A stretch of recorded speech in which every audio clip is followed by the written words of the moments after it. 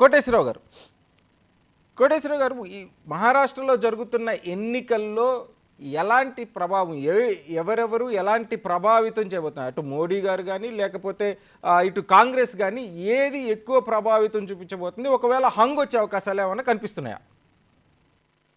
గత లోక్సభ ఎన్నికలు ఫలితాలను బట్టి చూసినప్పుడు నరేంద్ర మోడీ గారు లేదా బీజేపీ శివసేన చీలిక వర్గం, అది మెజారిటీ వర్గం కావచ్చు, మైనారిటీ వర్గం కావచ్చు, అఫీషియల్ గా శివసేనగా గుర్తించబడినటువంటి వర్గం, లేదా ఎన్సిపి నుంచి చీలి వచ్చినటువంటి అజిత్ పవార్, వీళ్ళు ముగ్గురు మూడు పార్టీలు కూడా పనిచేసినప్పటికీ అనేక ఎదురు దెబ్బలు తగిలాయనేటువంటిది గమనించాల్సినటువంటి అంశం.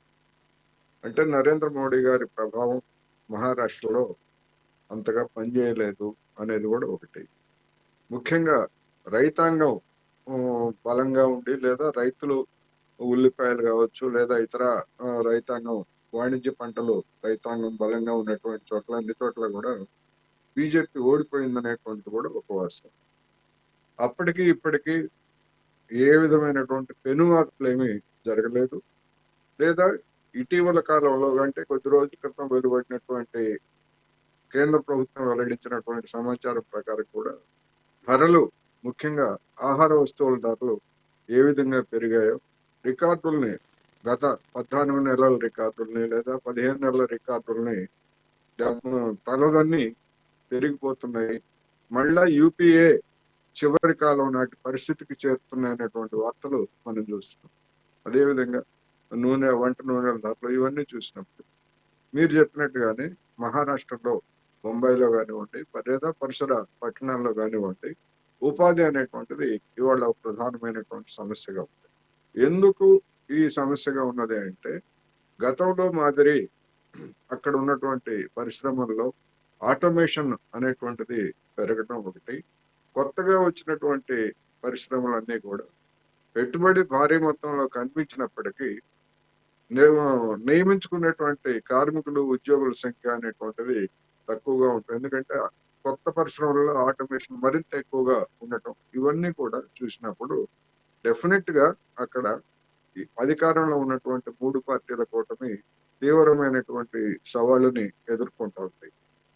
అయితే కొన్ని సర్వేలు ఈ మూడు పార్టీల కూటమికి, అంటే అధికారంలో ఉన్నటువంటి కూటమికే స్వల్ప మెజార్టీ వస్తుందని కొన్ని సర్వేలు చెప్తా ఉంటాయి.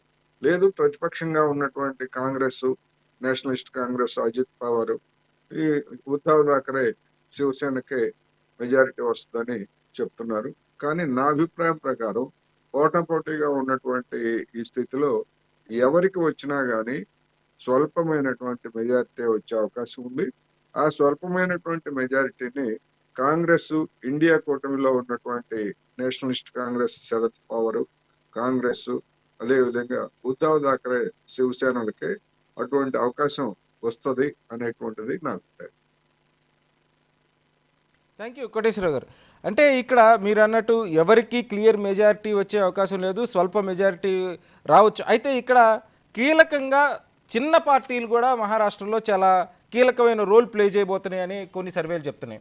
ముఖ్యంగా ఎంఐఎం 16 సీట్లలో పోటీ చేసింది, ఎంఎన్ఎస్ బాంబేలో 25 సీట్లలో పోటీ చేసింది, అలాగే ప్రకాష్ అంబేద్కర్ పార్టీ 67 స్థానాల్లో పోటీ చేసింది. లాస్ట్ టైం ప్రకాష్ అంబేద్కర్కి దగ్గర 7% ఓట్లు కూడా వచ్చినాయి. అంటే ఈ చిన్న పార్టీల రోల్ ఎలా ఉండొచ్చు అనుకుంటున్నారు?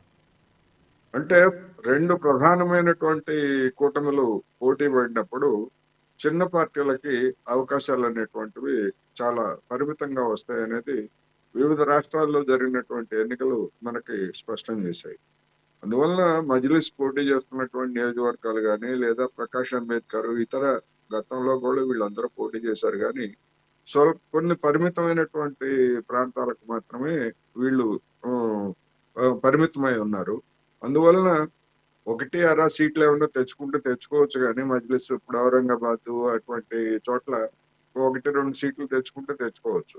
కానీ మొత్తంగా హంగు ఏర్పడినప్పుడు ఈ 1-2 సీట్లు కూడా కీలకంగా మారేటువంటి అవకాశం ఉంటుంది. అందుకని ఇప్పుడు పోటీ చేస్తున్నటువంటి ఈ పార్టీలు అంటే అటు బీజేపీని వ్యతిరేకిస్తున్నాయి, ఇటు కాంగ్రెస్ ను కూడా వ్యతిరేకిస్తున్నాయి. ఒకవేళ ఈ పార్టీలు తెచ్చుకునేటువంటి కొన్ని పరిమితమైనటువంటి సీట్లే కనుక నిర్ణాయకమైనటువంటి పాత్ర వహించాల్సి వస్తే బేరసారాలు అనేటువంటివి పెద్ద ఎత్తున సాగుతాయి. మళ్ళా వివిధ పార్టీలు రావడానికి కేంద్రంలో ఉన్నటువంటి బీజేపీ తన అధికారాన్ని, ధనబలాన్ని దీన్నంతటిని కూడా వినియోగించేటువంటి అవకాశాలకి తెరదీసేటువంటి అవకాశం కూడా ఉందనేది నా